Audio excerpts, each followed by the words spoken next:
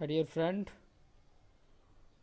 जैसा कि इसके प्रीवियस वाले वीडियो हमने स्टार्ट किए कर्व्स एडवांस सर्वे का। ये चैप्टर है कर्व्स, और जो इम्पोर्टेंट होता है उसके बारे में हमने डिस्कस किए कि किस किस रीजन से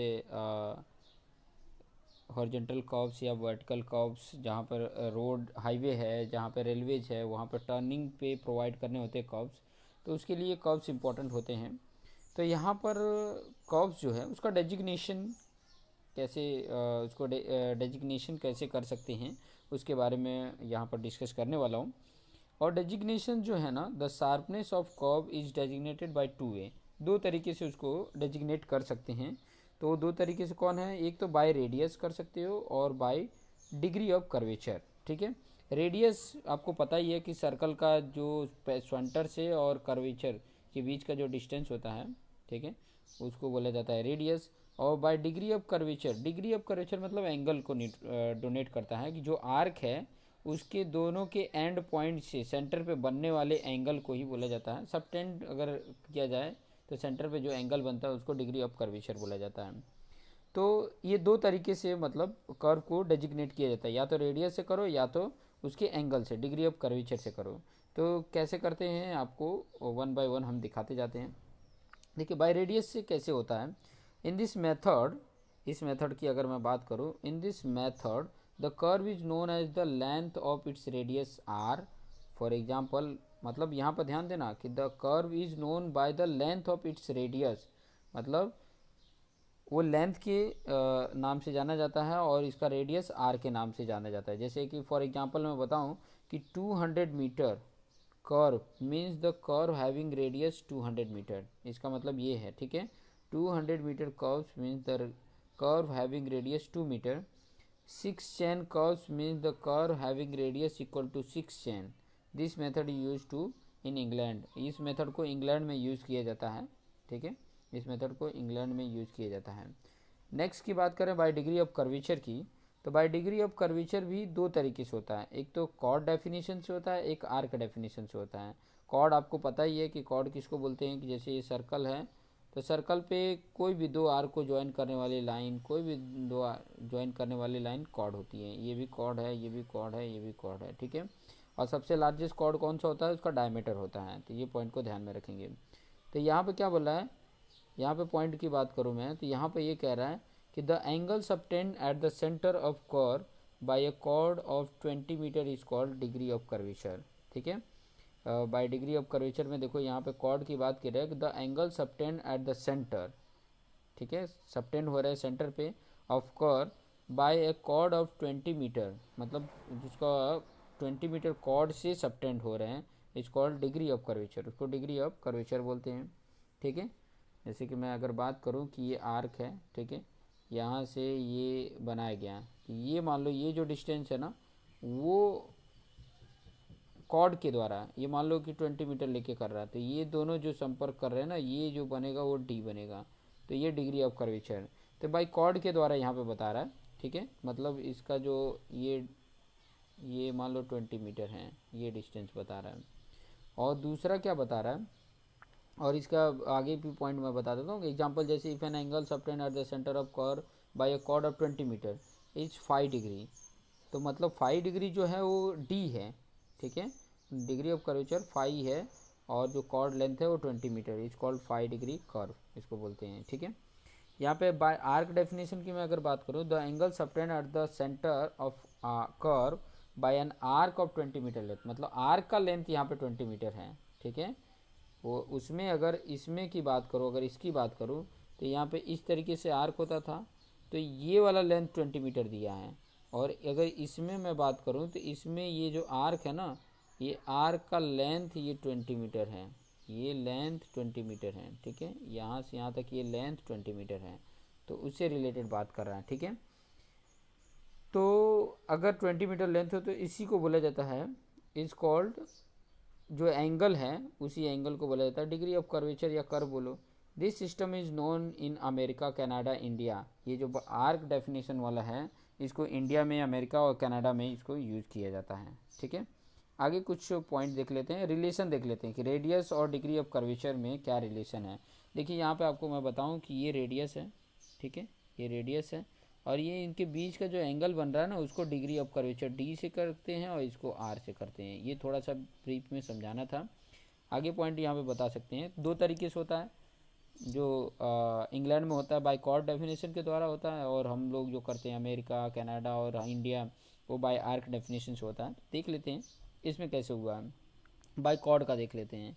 the angle subtended at the centre of curve by a chord 20 metre is called degree of curve. ठीक है, ये यहाँ से देखो, यहाँ से और यहाँ तक का कॉर्ड 20 मीटर है। ठीक है, और इनके बीच का देखो, ये दो रेडियस के बीच का एंगल 20 मीटर सॉरी डी दिया है, डिग्री ऑफ कर्वेचर, और दो रेडियस यहाँ पर दिए हुए हैं। ठीक है, तो यहाँ पर अगर मैं बताऊँ, आर क्या है, रेडियस ऑफ कर्व, डी क्या है, degree of curvature. Degree of curvature क्या है, दो रेडियस के बीच का एंगल है। ठीक है, पी क्यू क्या है, यहाँ पे ध्यान देना, पी क्यू क्या है, वो 20 मीटर लेंथ ऑफ कॉर्ड है, न कि arc of, length of arc नहीं है, यहाँ पे लेंथ ऑफ कॉर्ड है। ठीक है, फ्रॉम फिगर अगर पी सी ओ की बात करो, देखो पी सी ओ, देखो पी सी ओ आपको दिख रहा होगा, पी सी ओ देखो, इस ट्राइंगल की अगर मैं बात करता हूँ यहाँ पर। ठीक है, ठीक है, पी सी ओ दिख रहा है। अगर उस एंगल की बात करें तो साइन इक्वल टू क्या होता है, देखो अगर एंगल कौन सा हमने लिया, ये वाला एंगल ले रहे हैं, ये एंगल ले रहे हैं, मतलब हाफ टोटल डी है, तो इसका हाफ डी बाई टू हो जाएगा। तो साइन लेते हैं तो इसके सामने अपोजिट ये पी सी होता है और हाइपोटेनियस ये होता है। तो अपोजिट क्या है, देखो टोटल ये पी क्यू बोलेंगे तो 20, तो P C 10 upon R, hypotenuse R, क्योंकि अपोजिट अपन हाइपोटेनियस साइन का होता है। तो ये वैल्यू हो गया। ठीक है, फिर यहाँ पे क्या कर दिए, यहाँ पे जो आर डिवाइड था वो इधर लेकर चले गए, और यहाँ पर जो ये वैल्यू थी वो डिवाइड में आ गई। तो आर इक्वल टू क्या हो गया, 10 upon sine D by to हो गया। यहाँ पर अगर एंगल की बात करें, यहाँ पर तो छोटा आर्क दिख रहा है, लेकिन हम जब बनाएंगे हाईवे पे या रेलवे के तो बहुत मतलब बहुत बड़ा आर्क होगा, बहुत बड़ा आर्क होगा, लेकिन एंगल जो होगा ना वो बहुत छोटा होगा। एंगल की अगर बात करें तो देखो, when d is small sin d by 2 may be taken equal to d by 2, मतलब sin d by 2 की जगह पे हम d by 2 ले लेते हैं, क्योंकि इसकी वैल्यू क्या है, बहुत ही मतलब एंगल बहुत छोटा है, तो मतलब ये जो साइन जो एंगल पुट करेंगे तो वो भी बहुत छोटा होगा। तो अप्रॉक्सीमेट हम d by 2 के जितना ले लेते हैं। तो यहाँ पे आगे देखेंगे कि साइन d by 2 की जगह पर हमने क्या ले लिया, d by 2 ले लिया। फिर R equal to 10 upon sine D by two था, तो उसकी जगह पर हमने डी बाई टू लिखा, और डी बाई टू एंगल है तो उसको रेडियन में हमें कन्वर्ट कर लेना होता है। एंगल है तो रेडियन में कन्वर्ट करने के लिए पाई बाई 180 करते हैं तो रेडियन में आ जाता है, पाई इन अपन 180 से मल्टीप्लिकेशन करते हैं तो आ जाता है। तो देखिए डी बाई टू में यहाँ पर डी बाई टू में पाई बाई 180 का मल्टीप्लिकेशन कर दिया है। तो जब इसको सॉल्व कर रहे हैं तो ये वैल्यू आ रही है, सिंपल सा है, 2 इंटू 180 करें 360, और ये डिवाइड का डिवाइड है तो ये ऊपर चला जाएगा, तो 10 इंटू 360 है डिवाइड बाई पाई डी हो जाएगा। और फिर उसके बाद से पाई की वैल्यू यहाँ पुट करके, और ये 10 इंटू 360 करेंगे तो 3600 होगा, उसमें पाई की वैल्यू डिवाइड कर देंगे, पाई की वैल्यू से 3.14 से डिवाइड कर देंगे, तो आपकी जो वैल्यू आ जा रही है 1145.92 आ रहा है। अप्रॉक्सीमेट 9 है तो इसको 6 ले ले, तो 1146 अपन डी, मतलब आर की वैल्यू क्या आ गई, आर और डी के बीच में relation R equal to 1146 upon D, ये फॉर्मूला आ जाता है। ठीक है, किसके द्वारा, बाय आर्क कॉर्ड डेफिनेशन, यहाँ पे कॉर्ड डेफिनेशन से ये वैल्यू आई। आगे अगर हम देखते हैं बाय आर्क डेफिनेशन, तो बाय आर्क डेफिनेशन में क्या है, ये जो आर्क लेंथ है ना वो 20 दिया हुआ है, और इसके बीच का ये d दिया है और ये रेडियस है। तो the angle subtended at the centre of curve by an arc of 20 metre length is called as a degree of curve.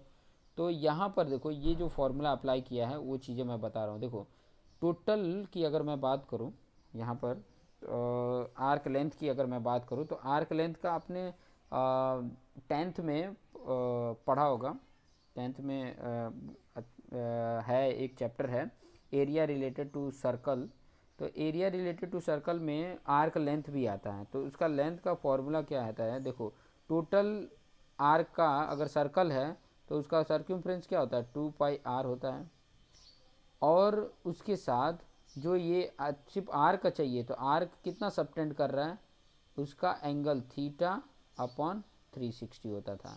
तो यहाँ पर ये 2 से डिवाइड कर देते तो 180 आ गया। मतलब क्या हो गया, पाई आर तो है ही है, उसके साथ थीटा की वैल्यू यहाँ पे डी है और डिवाइड बाई 180 कर देते थे, तो ये क्या आता था, एल आता था। ठीक है, और यहाँ एल की वैल्यू कितनी दी है, 20 मीटर दी है।